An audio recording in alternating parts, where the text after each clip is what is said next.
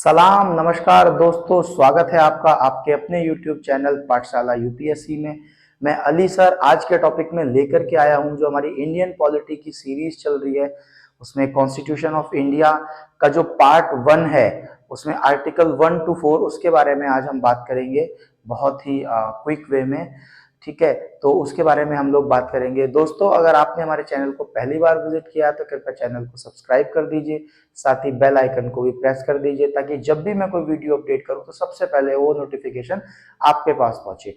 दूसरा, मैं फेसबुक और इंस्टाग्राम पे भी जो है मेरे पेज हैं पाठशाला यूपीएससी के नाम से, उन पे भी मैं इंपॉर्टेंट अपडेट डालता रहता हूँ यूपीएससी आईएएस एग्जाम से रिलेटेड, तो उनको भी जाके आप फॉलो कर लीजिए, उनसे भी आपको बहुत सारी जानकारी मिलती रहेगी। तो चलिए आइए शुरू करते हैं हमारा जो पार्ट 1 है इंडियन कॉन्स्टिट्यूशन का। देखिए, part 1 of the Indian constitution, the union and it's territory, जिसमें 4 आर्टिकल हैं, आर्टिकल 1, 2, 3, 4। तो इनके बारे में हम बात करेंगे।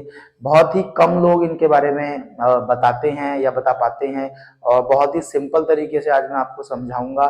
ठीक है, लोग सोचते हैं कि इसमें ज्यादा ध्यान नहीं देना चाहिए इन वाले पार्ट्स पे या पार्ट 1 पे आर्टिकल, लेकिन ऐसा नहीं है। इनसे जो है आपको 1, 2, 3 क्वेश्चंस भी इससे जो है आपके आते रहते हैं। ठीक है, तो हम लोग बात करेंगे। तो union and it's territory, article 1 to 4। तो आर्टिकल 1 जो है वो कहता है India that is Bharat shall be a union of states. India जिसे हम भारत भी कहते हैं वो क्या है, एक यूनियन ऑफ स्टेट्स होनी चाहिए या एक यूनियन ऑफ स्टेट्स है। ठीक है, अब यूनियन वर्ड जो है वो क्यों जोड़ा, फेडरेशन जोड़ सकते थे, ठीक है, और भी कुछ वर्ड्स हैं, एसोसिएशन जोड़ सकते थे, लेकिन यूनियन क्यों जोड़ा? तो यूनियन क्या है, ये कोई एग्रीमेंट नहीं है, ये कोई एग्रीमेंट नहीं है कि एग्रीमेंट नहीं है। ठीक है, no state has right to get separated from it.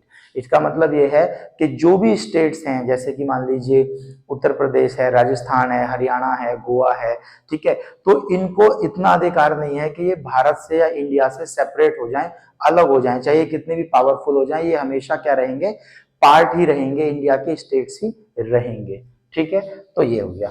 दूसरा है टेरिटरी ऑफ इंडिया। देखिए, टेरिटरी का मतलब होता है क्षेत्र, एरिया। तो टेरिटरी ऑफ इंडिया, अब टेरिटरी ऑफ इंडिया के अंदर क्या चीजें हैं, states and UTs and other territories acquired by, states हो गए, राज्य हो गए, यूटी यूनियन टेरिटरी जो केंद्र शासित हो जाते हैं, ठीक है, या other territories acquired by India, कोई अदर टेरिटरी जो है वो इंडिया द्वारा एक्वायर कर ली जाती है। अब इसमें क्या मतलब है, इसका मतलब ये है कि कोई भी टेरिटरी है जो इंडिया ने एक्वायर कर ली, अपनी तरफ कर ली, जैसे जो जब आजादी के टाइम पे जो रियासतें थी, 665 रियासतें थी छोटी छोटी, तो उनको क्या कर लिया, एक्वायर कर लिया, तो इंडिया की क्या बन गई, टेरिटरी बन गई। ठीक है, उसके बाद बात करेंगे आर्टिकल 2। आर्टिकल 2 कहता है admissions establishment of new states that not a part of the union of India, के एडमिशन मतलब एडमिट कर सकता है, एस्टेब्लिश कर सकता है न्यू स्टेट्स का, नए राज्य का, जो कि पहले से भारत का पार्ट नहीं है। अब इसका मतलब ये है, जैसे कि मान लीजिए कि हमारा पड़ोसी देश है, नेपाल है, ठीक है, या श्रीलंका है। अब मान लीजिए कोई वॉर हो जाता है, इंडिया उसे जीत लेता है, या कोई इस तरह की कंडीशन बनती है कि इस तरह का कुछ एसोसिएशन होता है कि वो इंडिया की तरफ आ जाए या इंडिया उसे अपना ले, तो इंडिया क्या कर सकता है, उसे क्या कर सकता है, स्टेट बना सकता है, क्योंकि छोटी सी तो कंट्री है ही वो, तो इतने बड़े बड़े, इससे बड़े बड़े तो भारत के अंदर जो है स्टेट्स हैं। ठीक है, तो क्या कर सकते हैं, उसको एक न्यू स्टेट्स बना सकते हैं। ठीक है, ये हो गया आपका आर्टिकल 2। अब आर्टिकल 3 के बारे में हम लोग बात करेंगे। आर्टिकल 3 में क्या करते हैं, न्यू स्टेट, जैसे अभी यहां दिया एस्टेब्लिशमेंट ऑफ न्यू स्टेट्स जो कि इंडिया का पार्ट नहीं है, ठीक है, that are not part of India, लेकिन आर्टिकल 3 कहता है न्यू स्टेट बना सकते हैं।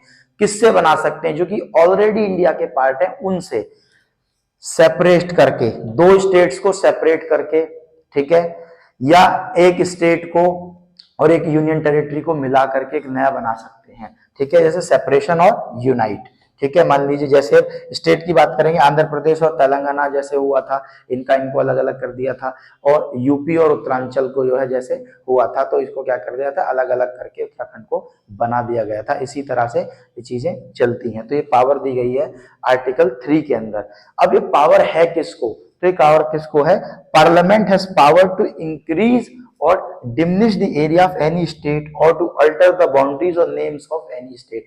जो पार्लियामेंट है उसको ये पावर है कि वो किसी के एरिया को बढ़ा भी सकता है, किसी स्टेट के एरिया को बढ़ा सकता है और घटा सकता है और उसकी बाउंड्री में अल्ट्रेशन कर सकता है, ठीक है, और उसका नाम भी बदल सकता है। तो ये जो स्टेट्स के नाम बदले जा रहे हैं या शहरों के नाम बदले जा रहे हैं, ठीक है, तो ये चीजें क्या है, यहीं से उस चीज की पावर मिलती है।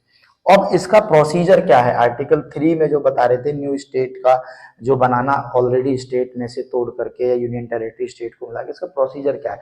देखिए, बिल पेश करना पड़ता है किसी भी हाउस में, चाहे तो आप अपर हाउस में करिए चाहे लोअर हाउस में करिए, लेकिन प्रायर रिकमेंडेशन होती है राष्ट्रपति को, ठीक है, ठीक है, ये हो गया। अगर ये if it affect the boundary और नेम ऑफ एनी स्टेट, अगर ये किसी की अफेक्ट करता है स्टेट को या बाउंड्री को, किसी भी स्टेट की बाउंड्री को, उसके नाम को, तो सबसे पहले क्या करना पड़ेगा आपको, स्टेट लेजिस्लेचर को बताना पड़ेगा, ठीक है, एनी स्टेट, तो स्टेट लेजिस्लेचर को रेफर करना पड़ेगा। अगर यूटी की बात है, यूनियन टेरिटरी की बात है, तो स्टेट को बताने की जरूरत नहीं है, क्योंकि वो ऑलरेडी केंद्र शासित जो है वो राज्य होते हैं, यूनियन टेरिटरी होती है, ठीक है। अब स्टेट को क्या करना पड़ेगा, अपना जो व्यू है वो एक्सप्रेस करना पड़ेगा विद इन टाइम लिमिट, 10 दिन, 15 दिन, 20 दिन, ठीक है। और अगर उन्होंने नहीं किया या डिले कर दिया तो क्या है, डीम्ड पास, खुद पे खुद वो पास हो जाता है, ठीक है। और सिंपल मेजोरिटी इसके लिए चाहिए, बहुत सिंपल मेजोरिटी इसके लिए चाहिए, 1/3 मेजोरिटी सिंपल मेजोरिटी है, वो इसको पास करने के लिए चाहिए, तो इसमें कोई बड़ा इशू नहीं है। अब आर्टिकल 4 के बारे में बात करते हैं। आर्टिकल 4 क्या कहता है कि laws made under article 2 and 3 are not to be considered an amendment of the constitution under article 368, कि जो आर्टिकल 2 और 3 के अंदर जो लॉ बताए गए हैं उनको कोई भी अमेंडमेंट नहीं मानेगा।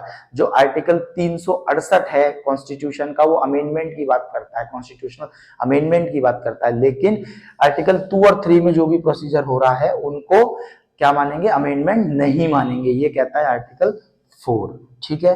तो दोस्तों ये था हमारा पार्ट 1 इंडियन कॉन्स्टिट्यूशन का, जिसमें आर्टिकल 1, 2, 3, 4 मैंने आपको समझा दिया। अगर आपकी कोई डाउट है, कोई क्वेरी है, तो कमेंट सेक्शन में आकर के बताइए, मैं आपको जरूर रिप्लाई करूंगा, ठीक है। तो बहुत बहुत शुक्रिया दोस्तों वीडियो देखने के लिए। मिलते हैं जल्द ही अगली वीडियो में इसी सीरीज में। Thank you.